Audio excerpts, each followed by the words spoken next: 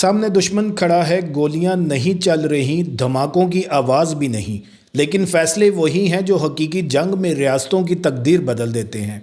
دوستو، آج جنگ کا میدان خاموشی سے ایک نئی دنیا میں منتقل ہو رہا ہے، ایک ایسی دنیا جسے میٹا ورس کہا جاتا ہے۔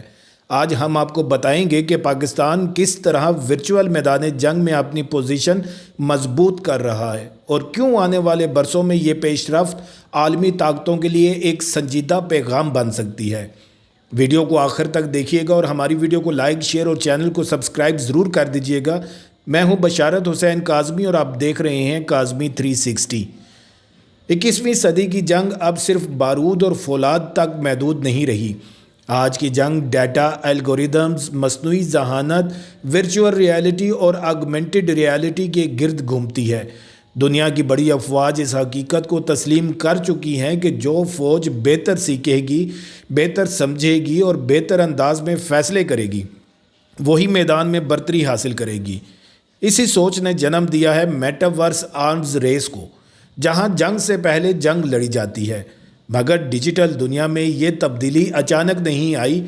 عالمی کشیدگی، ہائبرڈ وارفیئر، سائبر حملے، ڈرونز اور پراکسی تنازعات نے ریاستوں کو مجبور کر دیا کہ وہ کم لاگت، کم خطرے اور زیادہ مؤثر دفاعی طریقے اپنائیں۔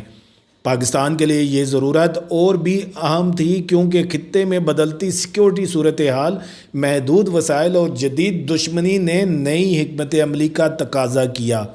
یہی وہ مقام ہے جہاں پاکستان کا ڈیجیٹل گیم پلان سامنے آتا ہے۔ پچھلے چند برسوں میں پاکستان کی عسکری اور دفاعی قیادت نے اس بات پر سنجیدگی سے کام شروع کیا کہ مستقبل کی جنگ کے لیے سپاہی کو صرف جسمانی نہیں بلکہ ذہنی اور ڈیجیٹل طور پر بھی تیار ہونا ہوگا۔ اسی مقصد کے تحت ملک کی یونیورسٹیوں، انجینئرنگ اداروں، سافٹ ویئر ہاؤسز اور دفاعی صنعت کے درمیان تعاون بڑھایا گیا۔ ورچوئل ریالٹی پر مبنی جنگی سیمولیٹرز اب محض تصور نہیں رہے۔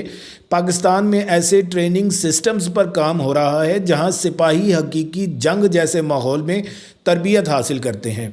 شہری علاقوں میں کلیئرنس آپریشن، سرحدی دراندازی کے منظرنامے، انسداد دہشت گردی مشنز، حتیٰ کہ ہائبرڈ اور انفارمیشن وارفیئر کے پیچیدہ حالات، سب کچھ ڈیجیٹل دنیا میں دوبارہ تخلیق کیا جا سکتا ہے۔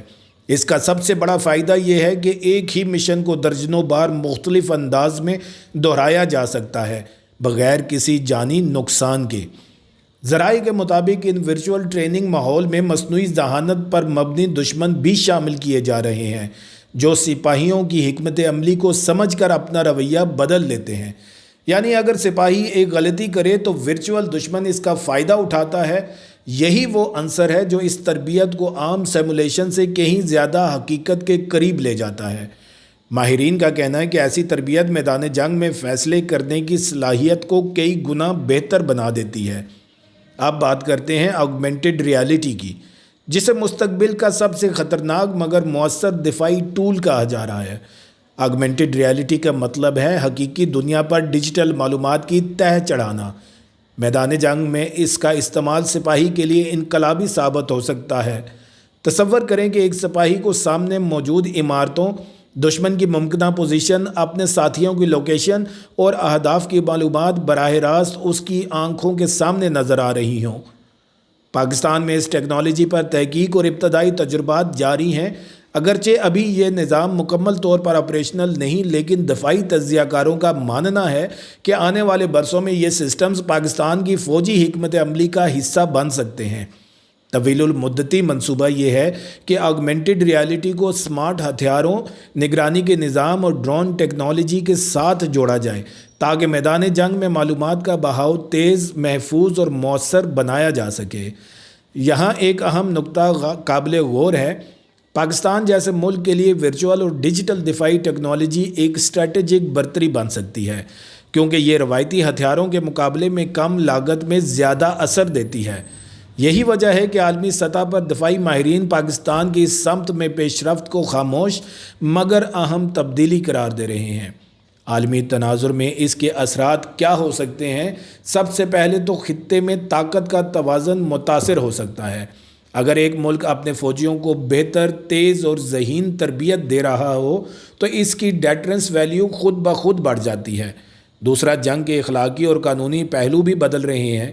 جب جنگ کی منصوبہ بندی اور جزوی عمل درآمد ڈیجیٹل دنیا میں ہو تو سوال اٹھتا ہے کہ ذمہ داری کس کی ہوگی، غلطی انسان کی یا الگوریدم کی؟ ماہرین کا ماننا ہے کہ اگلے 5 سے 10 برسوں میں میٹاورس وارفیئر محض ایک تجربہ نہیں رہے گی بلکہ مکمل فوجی ڈھانچے کا حصہ بن جائے گی۔ ورچوئل ٹریننگ، اے آئی سیمولیشن اور آگمنٹڈ ریالٹی سسٹمز وہ بنیاد رکھ رہے ہیں جن پر مستقبل کی جنگیں لڑی جائیں گی۔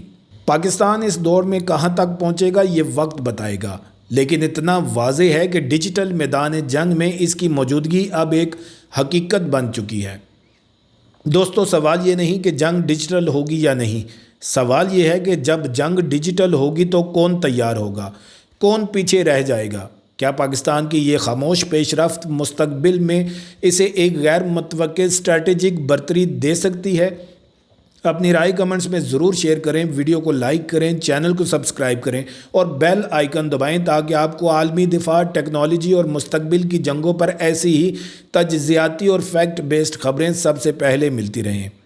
پھر ملیں گے ایک نئی ویڈیو کے ساتھ۔ اللہ تعالیٰ آپ سب کا حامی و ناصر ہو۔